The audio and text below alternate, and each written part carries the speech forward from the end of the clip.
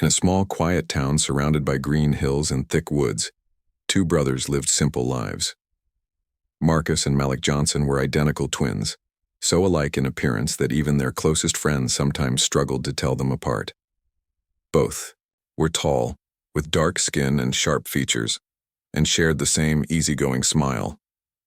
They had grown up together, inseparable from childhood, and now, at 28 years old, they still did everything as a team. Whether it was playing basketball at the local park, cooking dinner in their modest apartment, or dreaming about traveling the world, they were each other's constant companions.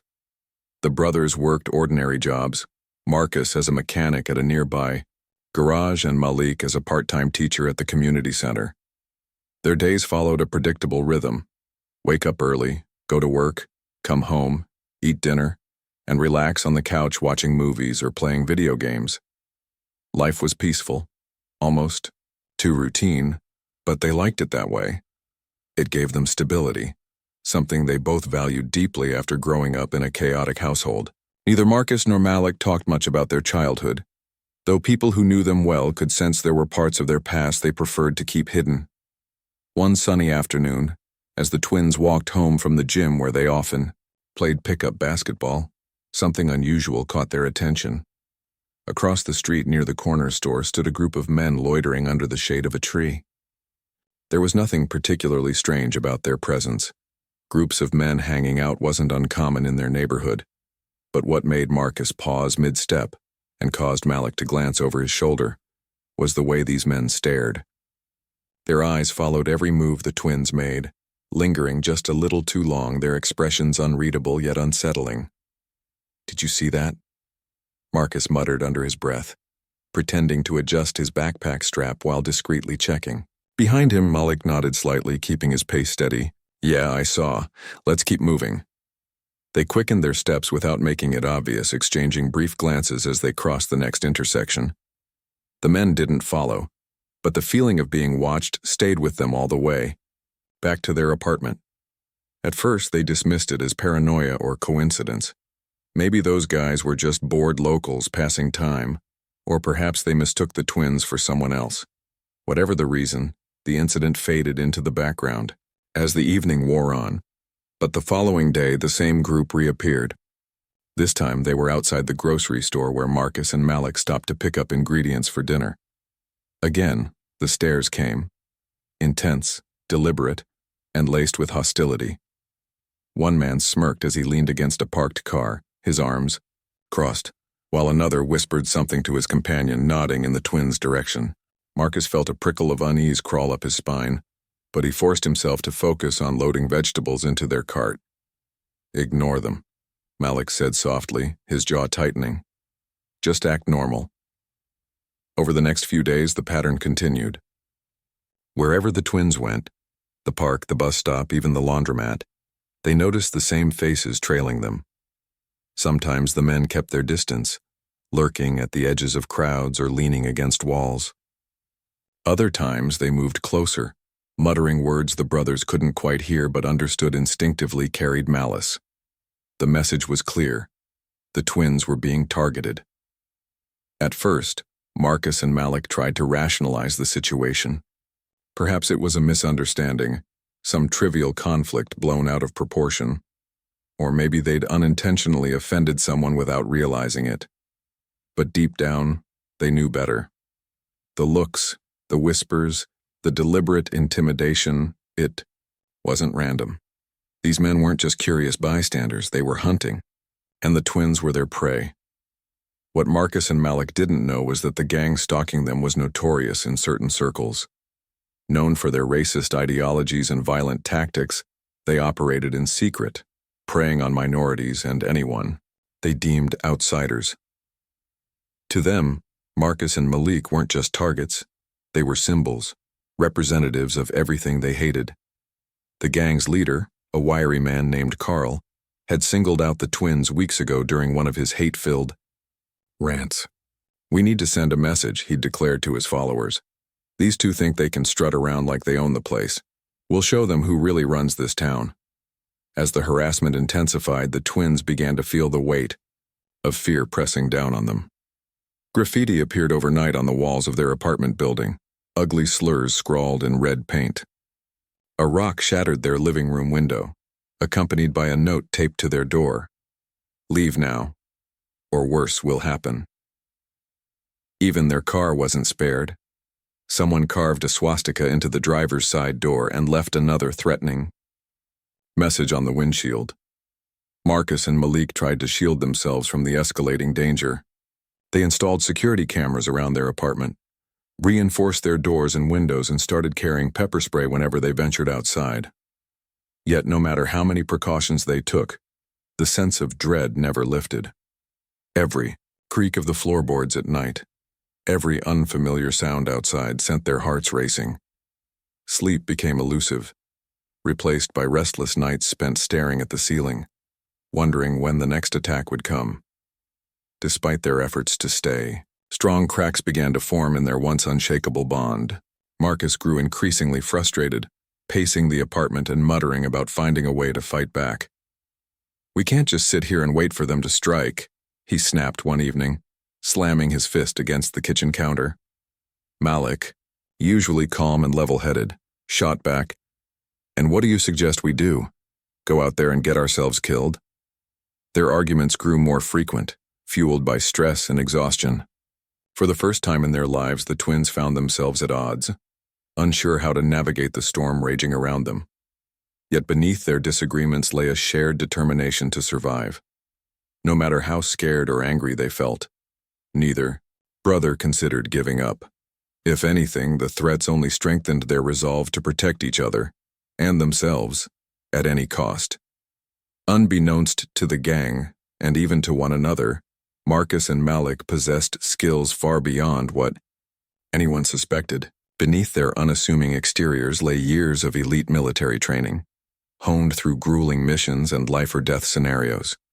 Both had served in highly classified units, though neither had ever spoken about their experiences.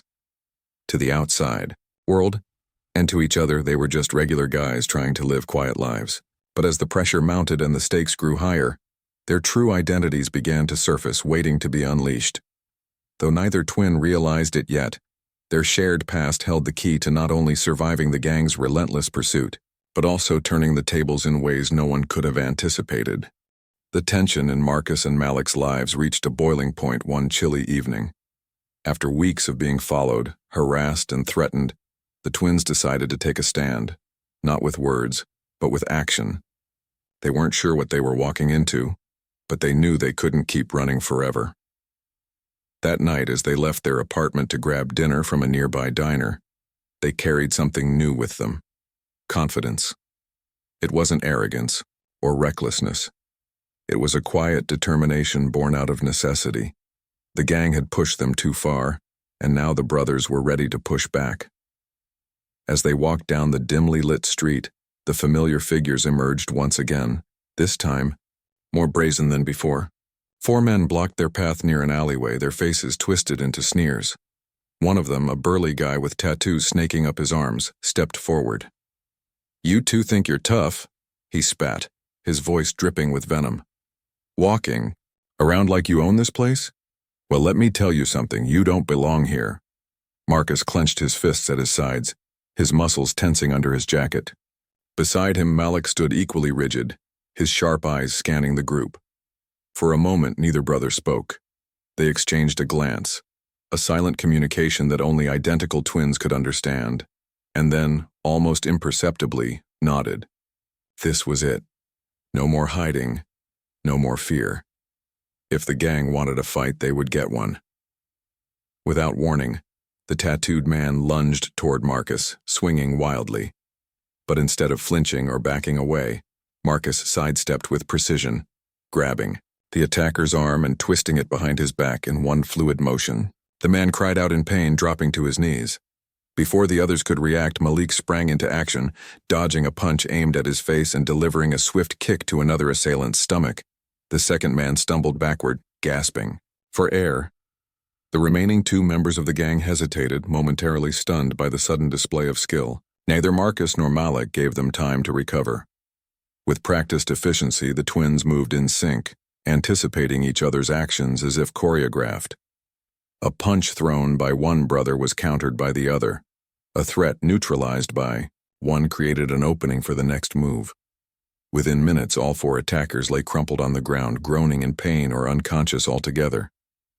Breathing heavily, Marcus straightened up and turned to Malik, who was wiping dirt off his jeans. For a long moment, neither said anything. Then Marcus broke the silence, his voice low and incredulous. What just happened?" Malik shook his head, equally baffled. "I don't know," he admitted. "But I think we both have some explaining to do." Back in their apartment, surrounded by the comforting hum of the refrigerator and the faint glow of a table lamp, the twins sat across from each other at the kitchen table. The adrenaline from the fight had worn off, leaving behind a mix of relief and unease.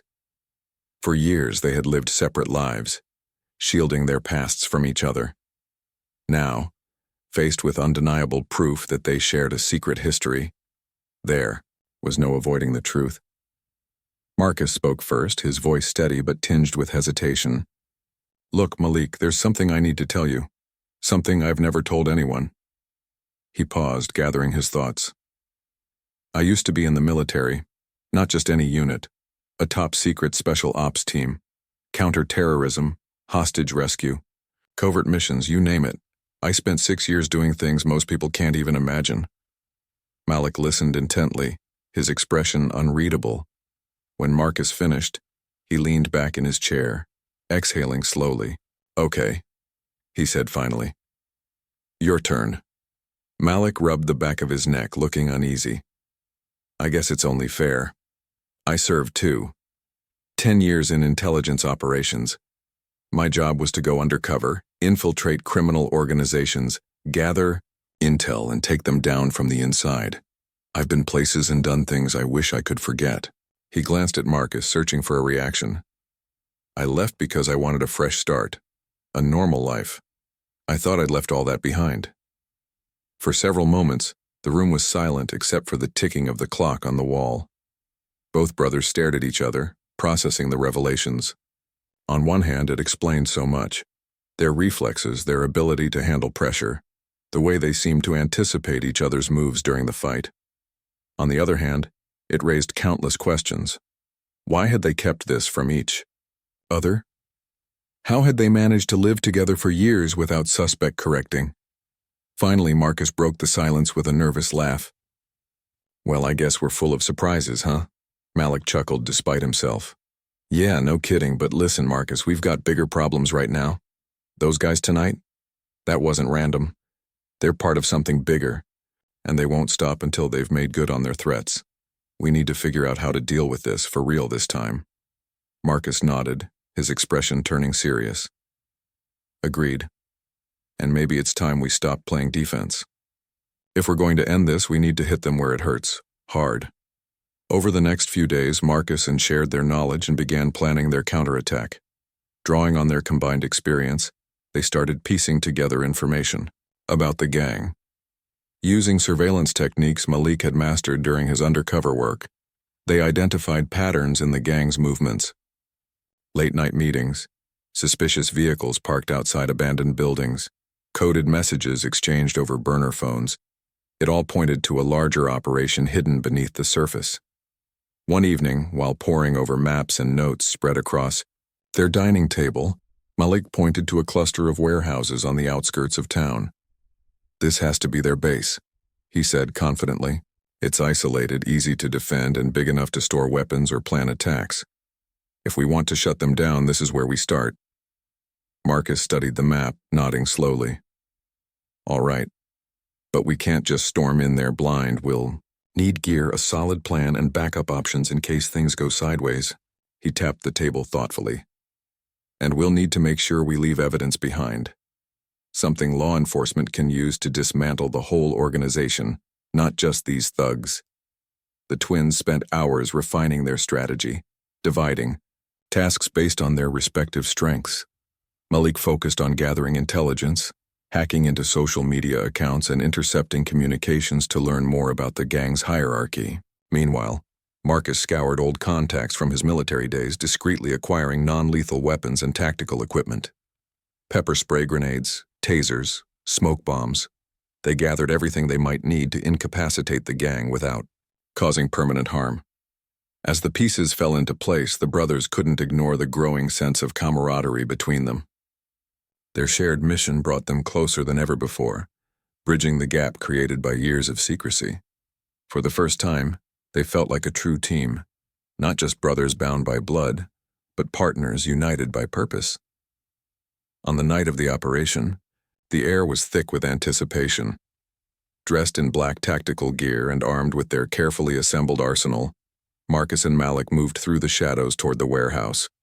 The moon hung low in the sky, casting long silhouettes across the empty fields surrounding the building. Every sound, the rustle of leaves, the distant bark of a dog, felt amplified, heightening their senses. Reaching the perimeter, they split up briefly to scout the area. Malik circled around to the rear entrance, checking for guards or security cameras, while Marcus approached the front, staying low to avoid detection. Through hand signals and whispered instructions over earpieces, they communicated seamlessly, their years of training kicking in effortlessly. When Malik gave the signal that the coast was clear, Marcus slipped inside, moving silently through the cavernous space. The interior was cluttered with crates and machinery, offering plenty of cover. In the center of the room, a group of men huddled around a table, discussing plans illuminated by a single overhead bulb. Among them was Carl, the gang's leader, his wiry frame unmistakable even from a distance. Malik joined Marcus moments later, crouching beside him behind a stack of wooden pallets. "There he is," Malik murmured, nodding toward Carl. "Take him out first. Without him, the rest will fall apart." Marcus nodded grimly. "Got it. On my mark." Together, they sprang into action, launching smoke bombs into the room to disorient the gang members. Chaos erupted as shouts filled the air, men scrambling blindly in the haze. Moving swiftly, Marcus tackled Carl to the ground, pinning him with practiced ease. Malik worked methodically, disabling the others with precise strikes and tasers, ensuring none could retaliate. Within minutes, the entire gang lay subdued, coughing and groaning on the floor. As the smoke cleared, Marcus stood over Carl, his voice cold and commanding. Discussions. As the smoke cleared and the chaos settled, Marcus and Malik stood amidst the defeated gang members, their chests heaving from exertion. The warehouse, once a hub of hate-filled planning, now felt eerily quiet, except for the groans of the incapacitated men sprawled across the floor. Carl, the wiry leader who had orchestrated so much fear and violence, lay pinned beneath Marcus's boot, his face contorted in a mix of pain and disbelief. You're just two guys," Carl stammered, his voice trembling. "How did you—" Marcus leaned down, his tone icy but controlled. "We're not just two guys," he said, cutting Carl off. "You messed with the wrong people. This ends tonight." Malik moved quickly, securing zip ties around Carl's wrists before turning to the other gang members. One by one, they were bound and lined up against the wall, their earlier bravado replaced by fear and confusion. It was clear that none of them had anticipated such resistance or such skill from the twins they had underestimated. While Marcus kept an eye on the captives, Malik began searching the warehouse for evidence. He rummaged through crates stacked in the corners, uncovering weapons, ammunition, and documents detailing the gang's connections to larger extremist networks. Among the papers were names, phone numbers, and addresses, proof of a web far more extensive than anyone in town could have imagined. Malik snapped photos with his phone, ensuring every piece of incriminating material was documented. "This is bigger than we thought," Malik muttered as he sifted through a folder filled with handwritten notes. "These guys aren't working alone. They've got ties to groups outside the state." Marcus glanced over his shoulder, his expression grim. "Then we make sure this doesn't stop here. We take everything to the police. Let them clean up the rest." Before leaving, the twins planted small tracking devices inside the warehouse, equipment Marcus had salvaged from his military days. These tiny gadgets would allow law enforcement to monitor any future activity at the site, providing valuable intel if the gang tried to regroup or relocate. With their mission accomplished, Marcus and Malik stepped outside into the cool night air, their hearts pounding, but their resolve unshaken. The drive back to their apartment was silent, each twin lost in thought. They had done what they set out to do, dismantled the immediate threat and gathered enough evidence to bring down the entire operation. But the weight of what they'd uncovered lingered heavily between them. The gang wasn't just a local menace. It was part of something much darker and more widespread. As they parked the car and walked upstairs, neither brother spoke until they were safely inside, the door locked behind them. So, Marcus started, breaking the silence as he slumped onto the couch. What now? Malik sighed, sinking into the chair opposite him. Now we wait, and hope the cops can handle the rest. But I'm not holding my breath. His voice carried a note of frustration. These kinds of networks don't disappear overnight. Even if they arrest everyone involved, there will always be someone else waiting to step in. Marcus nodded, running a hand over his face. Yeah, I know. But for now, we've done all we can. That's what matters. Despite their exhaustion, sleep eluded them. Hours passed as they sat in the dimly lit living room, replaying the events of the night in their minds. For Marcus, it was hard to shake the image of Carl's terrified eyes, the realization that the man who had sought to destroy them was now powerless. For Malik, it was the discovery of those documents, the sheer scale of hatred and organization that haunted him. Both brothers knew they had crossed a line that night, stepping back into the world they had tried so desperately to leave behind. The next morning, news of the raid spread quickly through the town. Police arrived at the warehouse shortly after sunrise, alerted by an anonymous tip Marcus had called in earlier. By noon, reporters swarmed the scene, capturing footage of officers carting away boxes of evidence and leading handcuffed gang members to waiting patrol cars.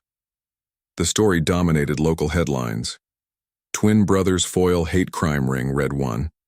Community heroes take down extremist gang, declared another. At first, Marcus and Malik avoided the attention. They stayed indoors, curtains drawn, watching the coverage unfold on TV. Friends and neighbors bombarded them with calls and texts, eager to congratulate the heroes of the hour. But the twins refused to engage, knowing that revealing their true identities as former elite commandos would only complicate things further. Instead, they let the media paint them as ordinary citizens who had fought back against injustice, a narrative they were happy to embrace, yet avoiding the spotlight proved impossible. A few days later, a reporter knocked on their door, microphone in hand and camera crew in tow. Reluctantly, Marcus answered, shielding his face as best he could. "We're not looking for fame," he told the reporter firmly. "We just wanted to protect ourselves and our community. That's all." His words resonated deeply with the townspeople, many of whom had long feared the gang's influence, but felt powerless to act. Seeing two seemingly ordinary men stand up to such evil inspired others to speak out about their own experiences with racism and intimidation. Community meetings were organized, support groups formed, and initiatives launched to combat hate in all its forms. Slowly but surely the town began to heal, thanks in no small part to the courage of the Johnson twins. Though the immediate danger had passed, Marcus and Malik remained vigilant. They continued to reinforce their home security, keeping pepper, spray and tasers within reach at all times. They also took turns patrolling the neighborhood late at night, ensuring no remnants of the gang dared return. Their actions earned them the gratitude of their neighbors, who often stopped by with food or kind words to express their appreciation. But the experience had changed them in ways they couldn't fully articulate. The bond they shared grew stronger, forged anew by the trials they had endured together. No longer were they simply brothers hiding secrets from each other. They were partners, united not just by blood, but by purpose. They began opening up about their pasts, sharing stories of their time in the military and intelligence operations.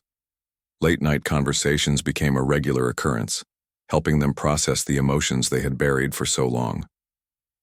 One evening, as they sat on the porch sipping coffee, Malik turned to Marcus with a thoughtful expression. Do you ever think about going back? He asked quietly. Going back where? Marcus replied, though he already knew the answer. To the work we used to do, Malik clarified. Not full-time, obviously, but maybe volunteering? Helping train people to defend themselves or mentoring kids who need guidance? Marcus considered the idea, nodding slowly. I've thought about it, he admitted. It might feel good to use our skills for something positive again, to teach instead of fight. From that moment on, the twins made a pact to channel their experiences into making a difference. They reached out to local authorities, offering to assist with anti-hate initiatives and self-defense workshops. At first, their suggestions were met with skepticism. Who were these two mechanics and teachers suddenly claiming expertise in combat and strategy? But when demonstrations of their abilities left seasoned officers impressed, their credibility soared. Soon, Marcus and Mikhail were leading classes at the community center, teaching teenagers how to de-escalate conflicts and protect themselves in dangerous situations.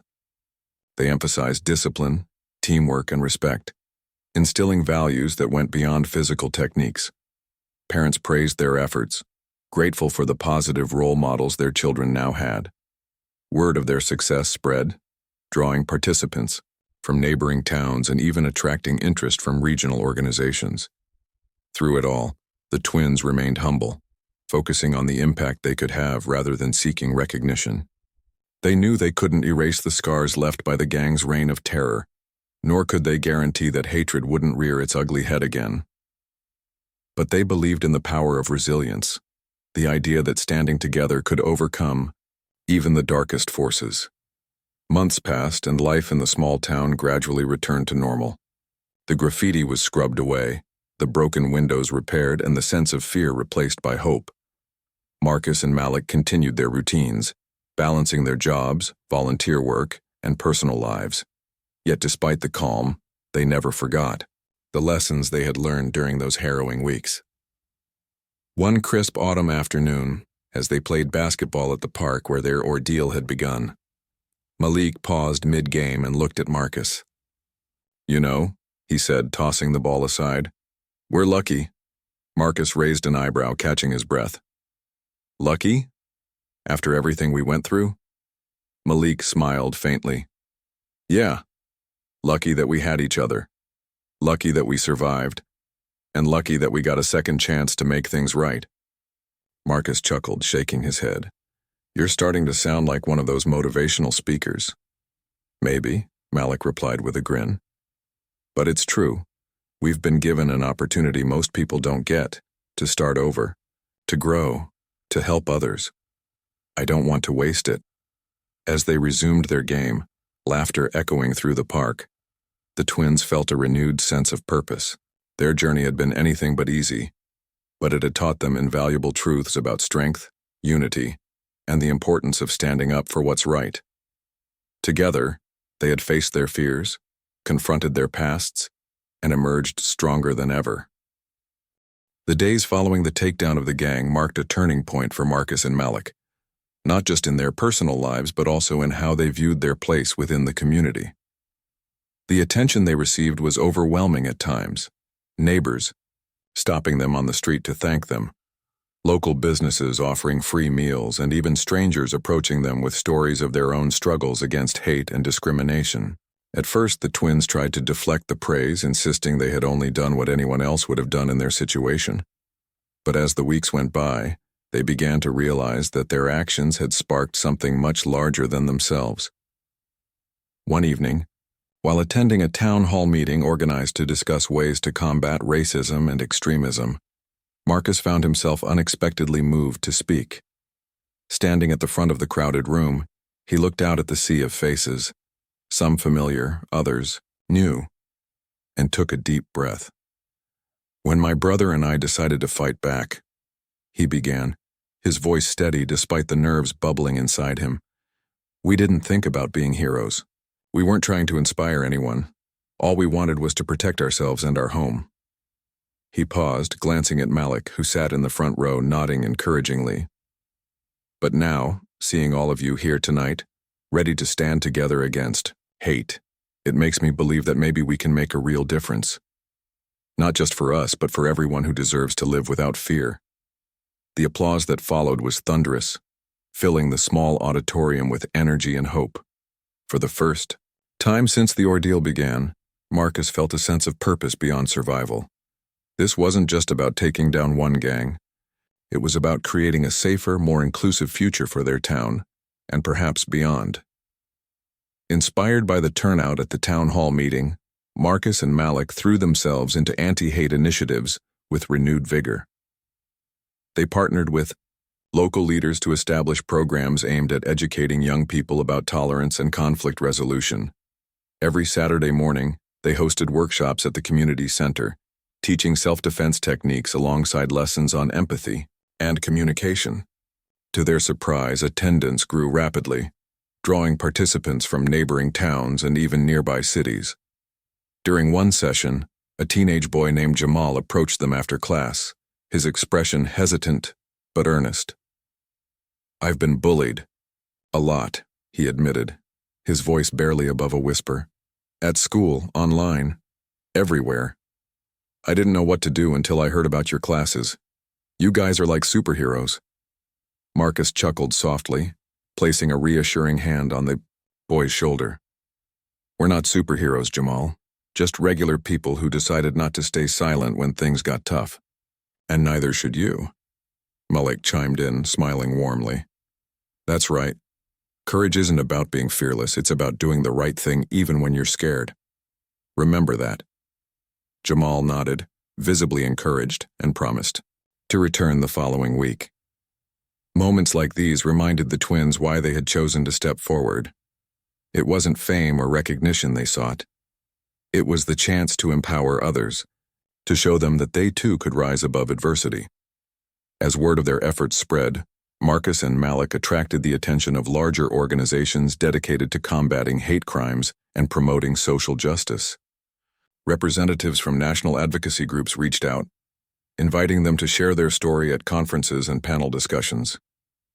At first, the idea of speaking to large audiences intimidated them. Neither brother considered himself particularly eloquent or charismatic, and the thought of standing under bright lights in front of hundreds of people made their palms sweat. But Malik reminded Marcus of something important. "We don't need fancy speeches or perfect words. People connect with authenticity. If we tell our truth, the raw, unfiltered version, they'll listen." Their first major appearance was at a regional summit held in the state capital. Dressed in simple suits, the twins stood side by side, on stage, sharing their journey with an audience of activists, educators, and policymakers. They spoke candidly about the challenges they faced, the fears they overcame, and the lessons they learned along the way.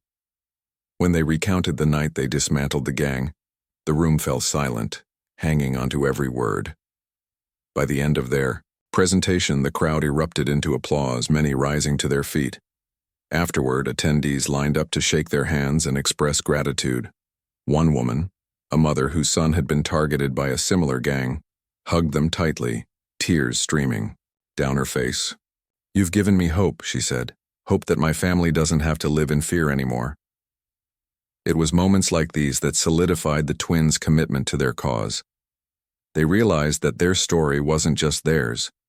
It belonged to anyone who had ever felt powerless in the face of hatred. And if sharing it could inspire even one person to take a stand, then every sacrifice they had made was worth it. Despite their growing influence, Marcus and Malik remained grounded, refusing to let the spotlight change them.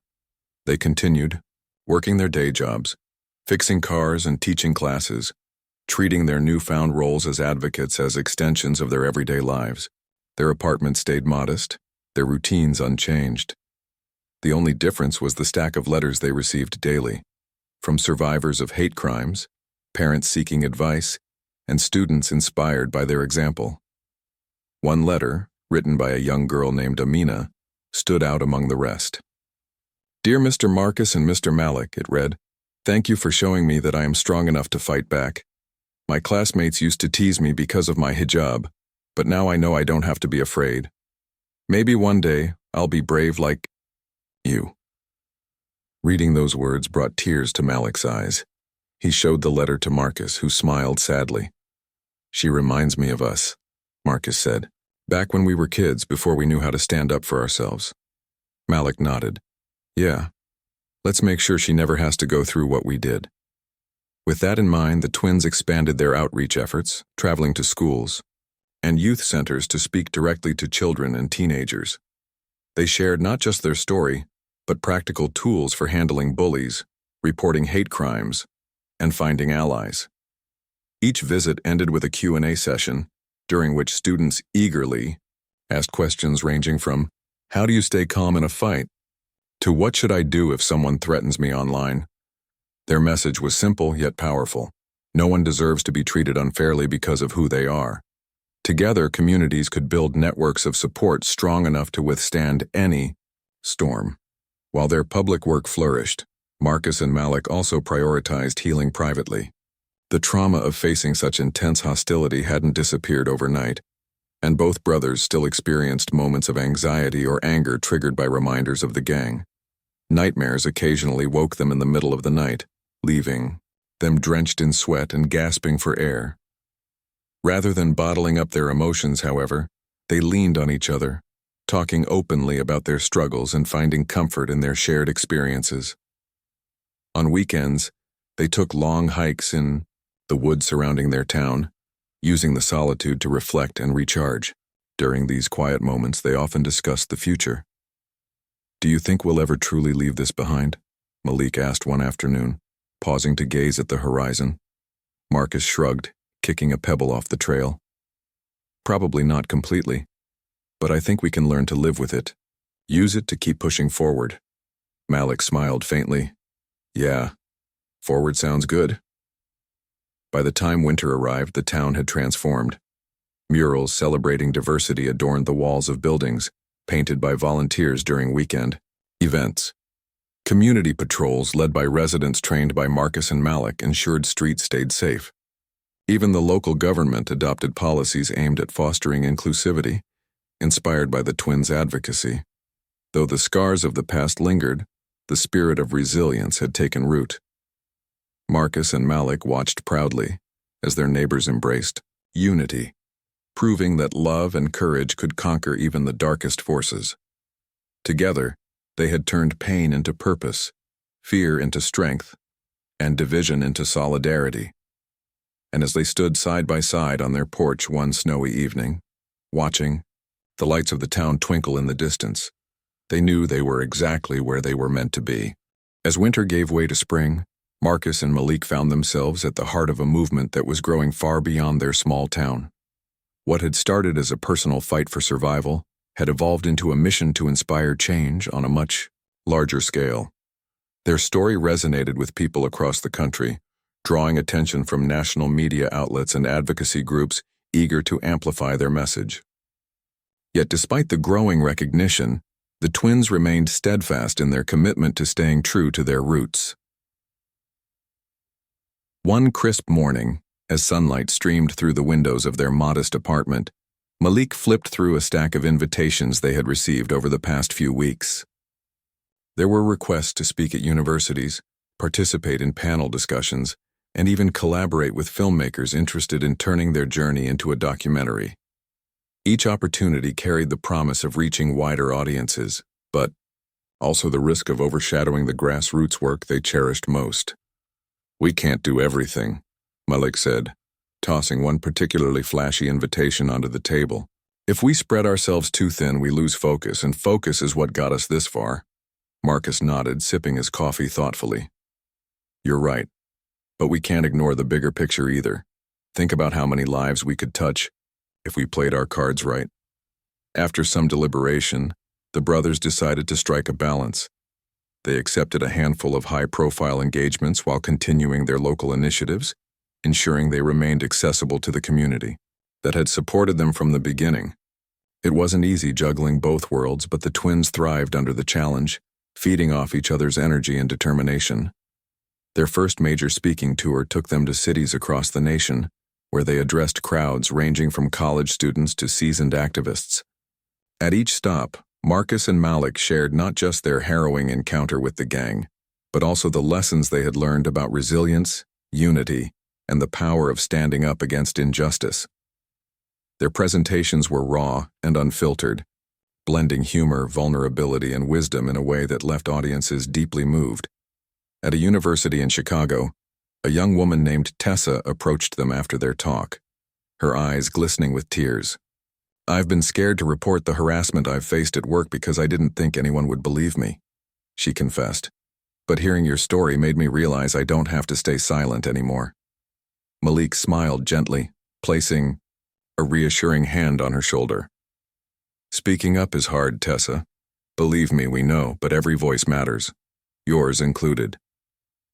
Tessa nodded, clutching a notebook filled with notes from their presentation. "Thank you," she whispered before walking away, her steps lighter than before. Moments like these reinforced why the twins had embarked on this path. They weren't just sharing their story. They were planting seeds of courage and hope wherever they went. Back home, their absence during the tours was felt keenly by the community, but the programs they had established continued to thrive, thanks to the network of volunteers they had trained. When Marcus and Malik returned from their travels, they were greeted with hugs, applause, and updates on the progress being made. One particularly exciting development was the launch of a mentorship program, pairing at-risk youth with adult role models who could guide them through challenges. The twins wasted no time diving back into their routines, leading workshops and organizing events designed to strengthen ties within the town. On weekends, they hosted family-friendly activities, basketball tournaments, art shows, and cultural festivals that celebrated diversity and fostered connection. These gatherings became staples of the community calendar, drawing participants from neighboring towns and creating a sense of belonging that transcended boundaries. One sunny afternoon, as Marcus refereed a friendly basketball game between local teens and police officers, he couldn't help but marvel at how far things had come. Just months ago, mistrust and tension had defined relationships between residents and law enforcement. Now, laughter and camaraderie filled the air as players high-fived and joked with one another. "Looks like you're having fun out there," Malik teased, joining him courtside with 2 bottles of water. Marcus grinned, wiping sweat from his brow. "Yeah, it feels good to see everyone getting along for once. Who knew basketball could bring people together like this?" Malik chuckled, handing him a bottle. "It's not just the basketball. It's the effort we've all put in. The trust we've built. That's what makes the difference." Despite the progress, Marcus and Malik knew their work was far from finished. Hate crimes persisted in other parts of the country, and extremist ideologies continued to spread online, targeting vulnerable individuals. Determined to address these issues head-on, the twins partnered with tech companies and educators to develop resources aimed at combating cyberbullying and online radicalization. They launched a series of webinars teaching parents and teachers how to identify warning signs and intervene effectively. They also collaborated with social media platforms to create algorithms capable of detecting harmful content and flagging it for removal. Though the process was slow and often frustrating, the twins refused to give up, knowing that even small victories could save lives. During one such webinar, a teacher named Mr. Rodriguez reached out afterward, expressing gratitude for their insights. "I had no idea how prevalent this stuff was until today," he admitted. "But now I feel equipped to help my students navigate it. Thank you for making this information available." Replies like these reminded Marcus and Malik that their efforts, though incremental, were making an impact. Change might not happen overnight, but every step forward counted. As summer approached, the twins reflected on the whirlwind of activity that had defined the past year. Their lives had transformed in ways they never could have anticipated, yet amidst the chaos they had managed to hold on to what mattered most: their bond, their values, and their unwavering belief in the possibility of a better future.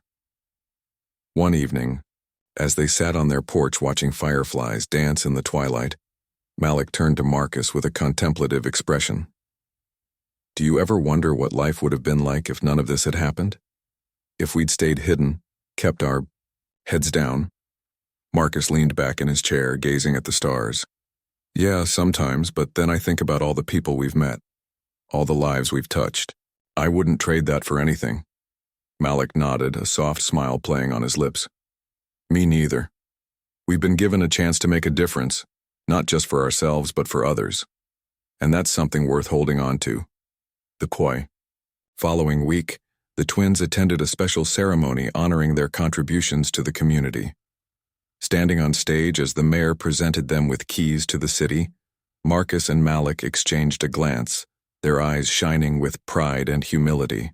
The road ahead would undoubtedly be challenging, filled with obstacles they couldn't yet foresee. But as long as they stood side by side, united by purpose and perseverance, they knew they could face whatever came their way.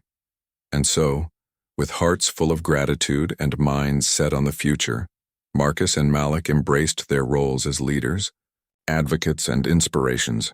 Together, they had proven that ordinary people could achieve extraordinary things, and that the fight against hatred was one worth fighting for.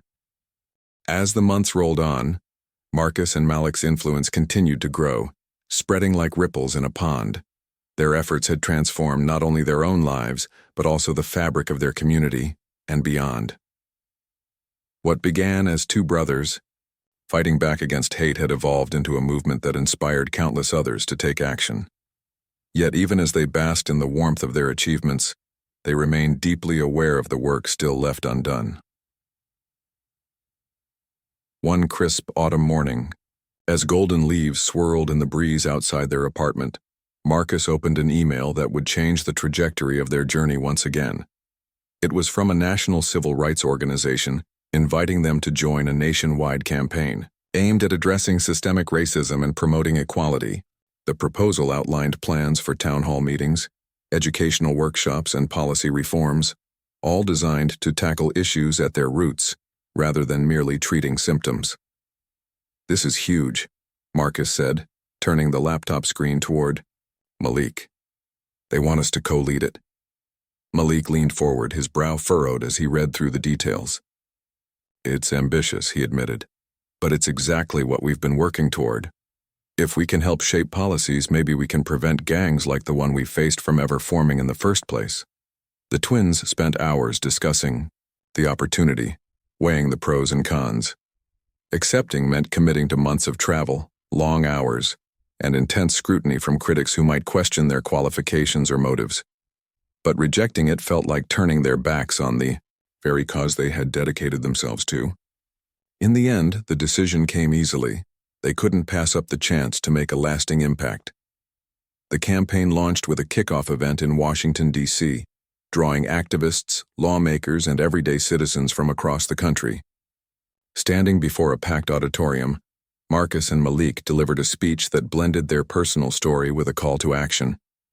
They spoke candidly about the fear they had felt when confronted by the gang, the anger that had fueled their determination, and the hope that now guided their efforts.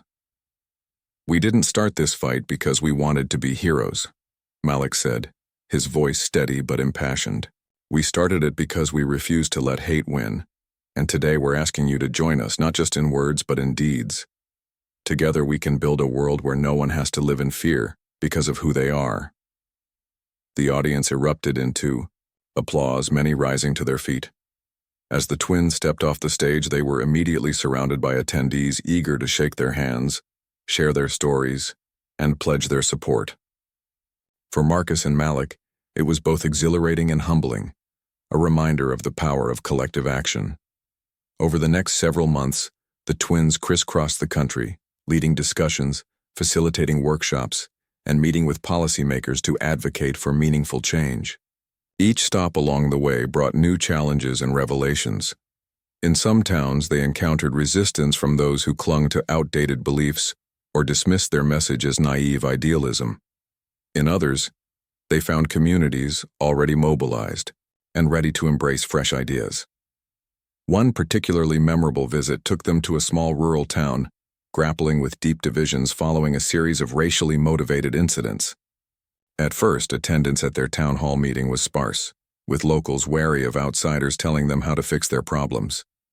But as Marcus and Malik shared their experiences and listened patiently to concerns, trust began to form.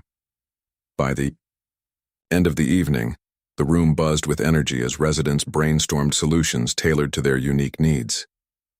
"You've given us a starting point," said an elderly woman named Ruth, her eyes misty with emotion. Now it's up to us to keep moving forward. Moments like these reminded Marcus and Malik that real change required patience, empathy, and collaboration. There were no quick fixes, no one-size-fits-all answers. Progress depended on empowering individuals and communities to take ownership of their futures. Back home, the twins balanced their national commitments with local priorities, ensuring their original mission remained intact. They continued mentoring young people, hosting events, and supporting initiatives aimed at fostering inclusivity. One project close to their hearts was the renovation of a dilapidated community center into a hub for education, recreation, and cultural exchange.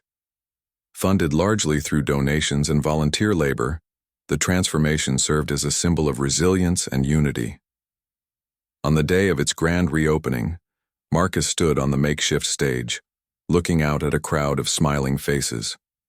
Children darted between booths showcasing art, music, and food from diverse cultures, while adults mingled over cups of coffee and plates of homemade treats.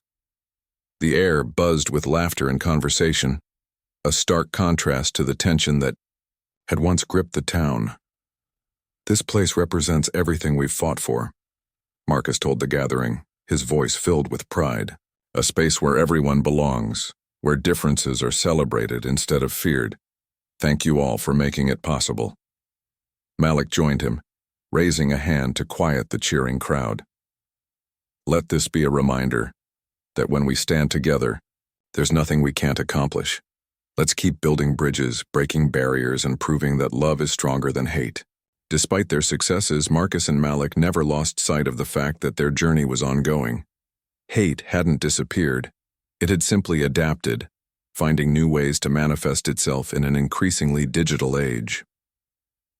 To combat this shift, the twins expanded their focus, partnering with tech experts to develop tools for identifying and dismantling online hate networks.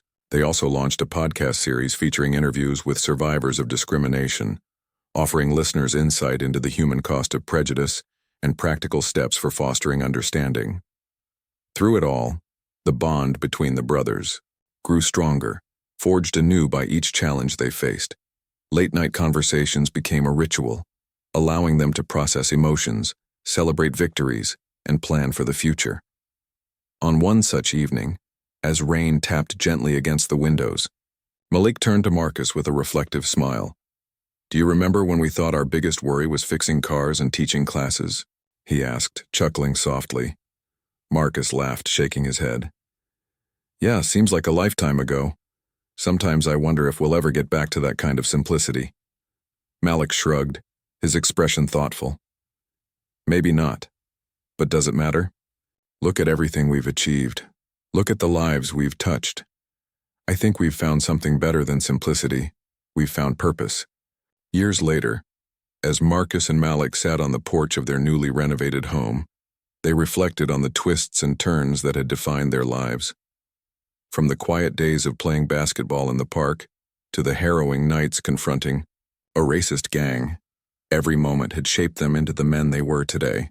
They had faced fear, hatred, and uncertainty, but they had emerged stronger, united not only by blood but by a shared vision for a better world. Their legacy extended far beyond their small town. Schools included their story in curriculums, using it as a case study in courage and resilience. Community centers bore their names, serving as sanctuaries for marginalized voices. And countless individuals carried their message in their hearts, inspired to stand up against injustice wherever they encountered it. Yet, despite the accolades and recognition, Marcus and Malik remained humble, knowing that true heroism lay not in individual acts, but in collective effort. As they watched the sun dip below the horizon, casting the sky in hues of orange and pink, they felt a profound sense of gratitude for each other, for their community, and for the endless possibilities that lay ahead. "We've come a long way," Marcus said quietly, breaking the comfortable silence. Malik nodded, a contented smile spreading across his face. "And we're just getting started." With that, the twins leaned back in their chairs, letting the cool evening breeze wash over them. Whatever challenges the future held, they knew they would face them side by side, two ordinary men who had chosen to rise above adversity and ignite a spark of hope in a world desperate for light.